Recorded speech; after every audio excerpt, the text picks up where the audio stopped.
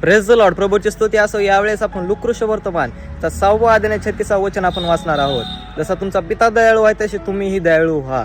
आज त्या जिवंत परमेश्वराचं वचन तुम्हाला आणि मला सांगत आहे की दयाळूपणाचा स्वभाव तुमच्या आणि माझ्या अंतकरणामध्ये घेण्यासाठी. कारण तो जिवंत परमेश्वर हा दयाळू स्वभावाचा परमेश्वर आहे. तो कधीही इतरांवर अन्याय करत नाही, तो न्याय करणारा परमेश्वर आहे.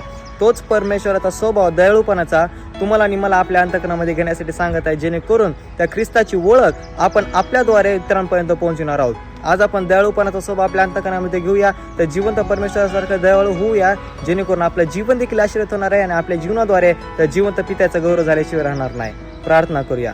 आमच्या जिवंत परमेश्वर, आम्ही प्रार्थना करतो प्रत्येक लोकांसाठी प्रभू दयाळूपणाचा स्वभाव त्यांना त्यांच्या जीवनामध्ये घेण्यासाठी मदत कर. कारण प्रभू जसा तू पिता दयाळू आहेस तसंही आम्हाला दयाळू बनण्यासाठी मदत कर, जेणेकरून आमच्या जीवनाद्वारे तुझं आणि तुझं गौरव होणार आहे आणि त्या दयाळू स्वभावाने तुझं नाव मोठं होणार आहे. येशूच्या नावामध्ये प्रार्थना केली म्हणून तू ऐक. आमेन. देवबाप करो तुम्हा सर्वांना वचनाद्वारे आशीर्वादाचा करो. आमेन.